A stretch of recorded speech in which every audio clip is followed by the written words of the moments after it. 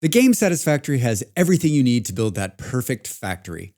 Foundations, conveyor belts, cool-looking constructors, and yes, even water pipes. When building my most recent coal power plant, I struggled with the water delivery. It was suggested it might be easier with a water tower. And you know what? It is easier, and I love it. Let's build a water tower in Satisfactory.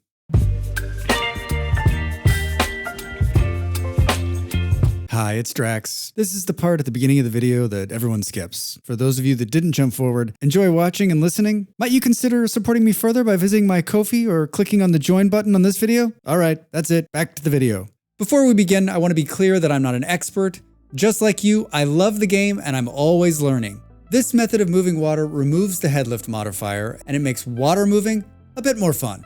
Also, I'm going to talk about moving water in this video, but this method works on other fluids in the game as well. Like I said at the start of the video, I built a coal power plant.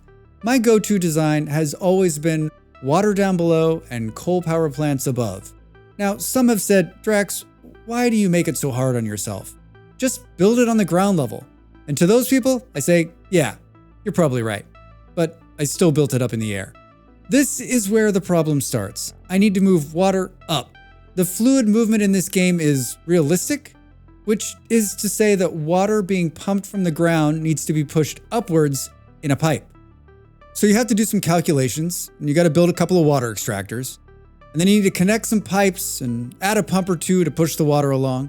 Basically, it boils down to me craning my neck trying to see if the water is going up, and then bouncing between the ground level and the plant level to make sure that the water is flowing.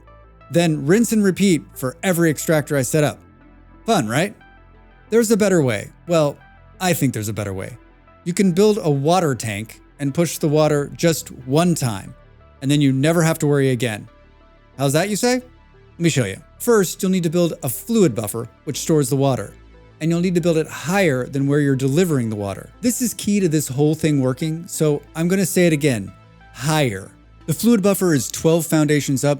I usually go a bit higher, but for the video, I wanted to be able to see both in the frame. I've added a ladder for ease of access. Even if you're in the jetpack age, I still think a ladder is a smart addition.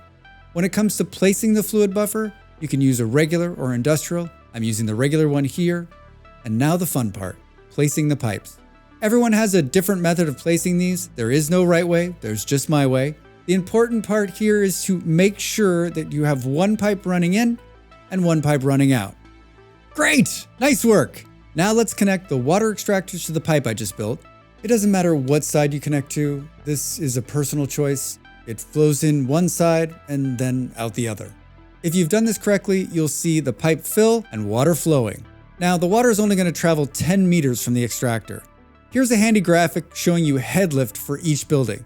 By the way, the word headlift, it's triggering. It's triggering. Okay. Now we're going to install pipeline pumps to push the water the rest of the way up to the tank on the top. The height of the tank will determine how many pumps you'll need to deliver the water. I have 2 pumps pumping water. My math here is probably not perfect, but the fluid buffer is filling and water is flowing out the opposite pipe. So now what? Well, here's the hack. You can do crazy things with the pipes like you see here, and the water will flow anywhere you want with no negative headlift. Checking the pipes, you can see the water is flowing and filling our coal plants. See? Easier and fun. I've used this water tower build throughout various setups.